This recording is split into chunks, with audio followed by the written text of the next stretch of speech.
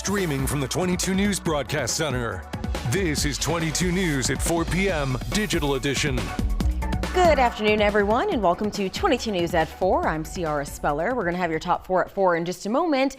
But first, let's bring in 22 News Storm Team meteorologist Brian Lapis for a look at commuter traffic and weather. Brian, it was a little drizzly out there earlier. Yeah, you know, the rain is persisting a little bit later than we expected, especially in the lower Pioneer Valley.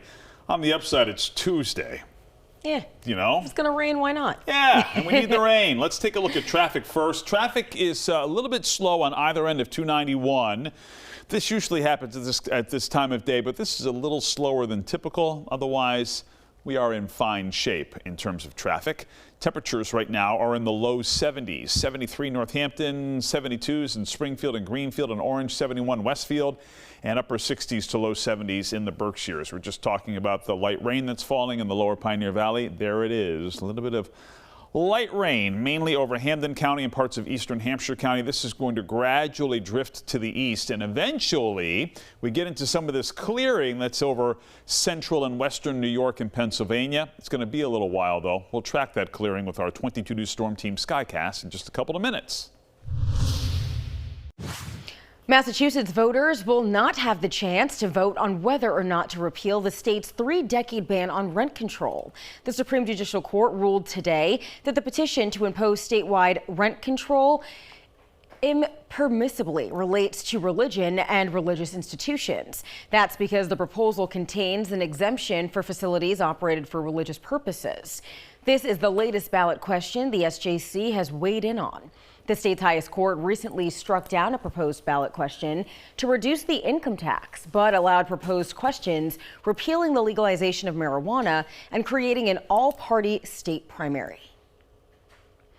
Hampden County District Attorney Anthony Gallooni says a deadly officer-involved shooting back in December was justified. Dennis Gerard was killed in the shooting at a home on Worcester Street in Indian Orchard. Springfield police were called there for a report of a man who had ingested mushrooms and was having a mental health crisis. They found Gerard, who had been cutting himself with a knife, which he refused to drop. The DA says Gerard swung the knife toward an officer as they tried to get him into custody. Another officer fired a single shot, striking Gerard. An autopsy revealed his cause of death to be from the gunshot, with his knife wounds also a contributing factor. The DA's complete report is on our website at wwlp.com. Well, 2 invasive tick species have been confirmed just across state lines in Connecticut. The Lone Star tick and Asian longhorn tick are not native to the state, but they've established populations in 3 coastal counties. Both species can spread disease to humans, causing flu-like symptoms. Lone Star ticks can also carry alpha-gal syndrome, which causes potentially life-threatening allergies to red meat and dairy. Health experts say residents of New Haven, Fairfield, and New London counties should be on high alert. Event staff at Boston Stadium reported a security incident before Friday's World Cup match. 2 people were wearing FIFA volunteer uniforms despite not being authorized volunteers.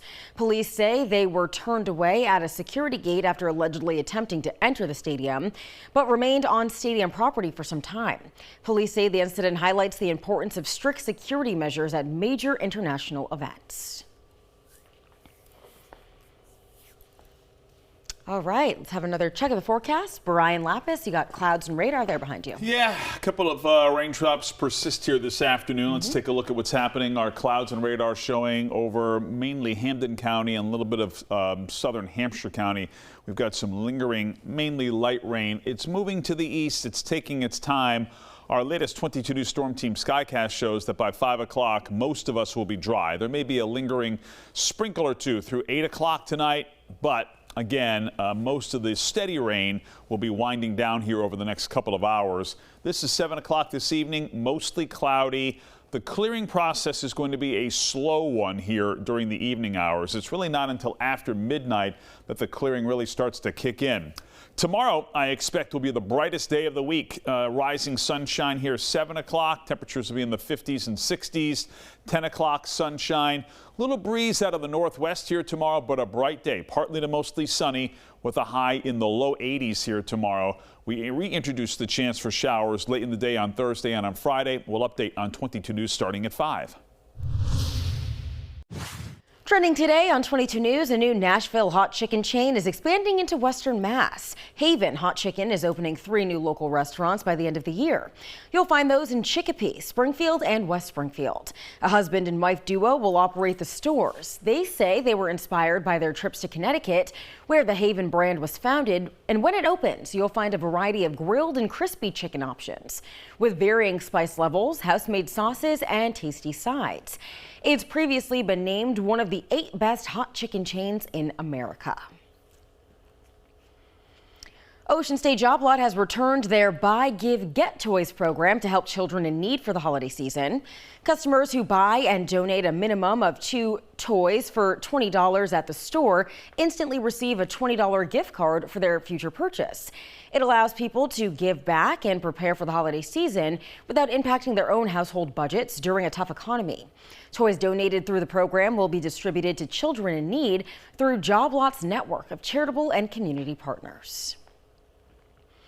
A new act has been announced for this year's Big E concert lineup. Canadian DJ Deadmau5 is taking the stage at the Big E Arena September 26th. He's a pioneer of the EDM movement, helping bring dance music back to the mainstream in the early 2010s.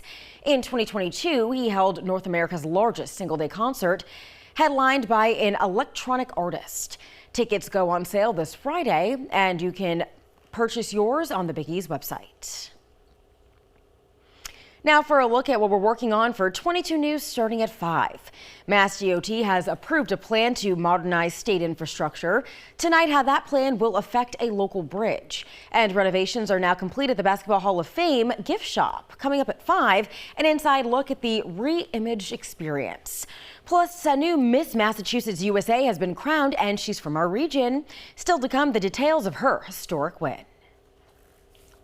Traffic's a little slow here at the end of 291 that merges with I-91. Otherwise, no major problems to report. Still a little bit of light rain for your evening commute as well, especially in the lower Pioneer Valley. Brighter and drier. Tomorrow we'll track our chances for thunder and lightning later in the week on 22 News starting at 5. All right, Brian, thank you. And thank you at home for joining us for 22 News at 4. You can join us on TV starting at 5.